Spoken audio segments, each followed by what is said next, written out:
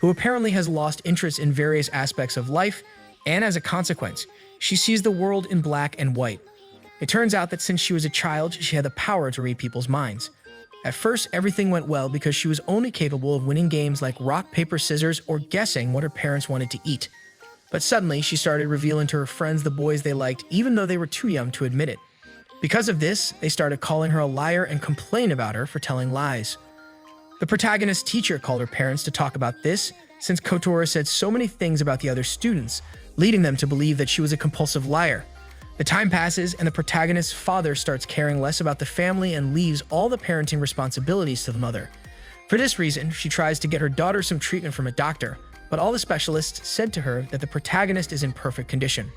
Gradually, the mother's mental health starts to decline, and she even considers that some evil spirit is inside her daughter. She even has the desire to not take care of her daughter, but the final straw was when the protagonist exposed her parents' infidelity in class.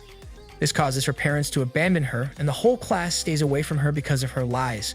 This makes her feel destined to be alone because even the stray kitten that she fed was taken away.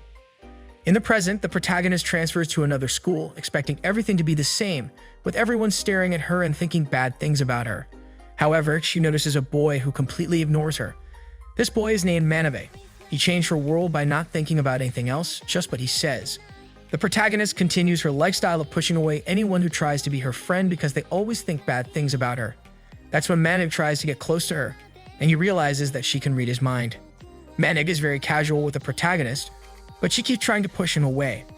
Although she sees he's too persistent, she asks him why he wants to get close to her. Manig tells her that he has really no idea, so the protagonist thinks that he's just a fool. He envies her for being able to read people's minds, but this annoys her because that ability only brought her unhappiness. So she tries to distance herself from him even more. Of course, he won't make it that easy for her, so he catches her attention by thinking obscene things about her, and she scolds him for doing that. But then she realizes that staying with him might be troublesome as she won't have privacy even in her thoughts.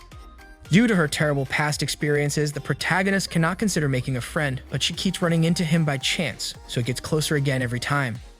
This time, she saves him from an irresponsible driver and Manon thanks her, but she gets hurt in the process, so they go to the protagonist's house to treat her wound.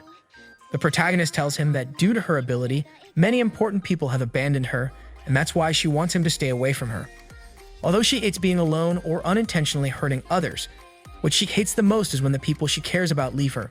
Manai promises that he won't ever leave her, and seeing that he is sincere, the protagonist can't help but cry at having a friend again. The next day, the protagonist wakes up very happy because she now has a friend, which surprises everyone in the class to see them talking casually. In that, a student named Yuriko comes to see them because she wants to verify if the protagonist can really read minds, and upon confirming it to be true, she doesn't hesitate to ask her to join her club, but she doesn't really ask her, she forces her to join. Seeing that Yuriko is taking the protagonist away, Mamek tells her to take him as well since he has the power to excite the protagonist with his thoughts. This scares the protagonist a bit, but it turns out that Manami just doesn't want to break his promise of never leaving her alone, so upon hearing this in his thoughts, she calms down a bit. However, the protagonist gets scared again when she sees the club room since it looks like a haunted house. The only person inside the club is the vice president named Daichi, because it looks like everyone else flooded the club on the first day, so Yuriko locks the place, this to prevent them from leaving too. The protagonist wonders what is the club objective, so they tell her that their objective is to prove the existence of psychic powers. However, the protagonist doesn't want help to make that happen, so the president insists on her joining. After classes, Manav is not happy about the club because he won't be able to be alone with the protagonist, but since she's happy, he decides to stay in the club. The next day at the club, Kotora sees a sad memory of Yuriko, which makes her feel really bad for her. But it turns out that it was all intentional, because Yuriko just wants to expose the protagonist's powers, even if it means making her feel pity for her. That's why the next day the protagonist wants to skip the club, but she's stopped by Manabe, who drags her there. Once they're with the club members, the president admits that it was her fault for letting the protagonist see that painful memory of her, so she proceeds to explain it all. She says that her mom had a power similar to the protagonist's, so she started helping the police. However, after a while, they labeled her as a crazy person and called her a fraud, which led her to end her life due to the pressure she felt. Manib realizes that this affects Yuriko a lot even though she says it's fine. The protagonist, on the other hand, doesn't want to say anything since she feels it's her fault that Yuriko has to talk about such a painful topic.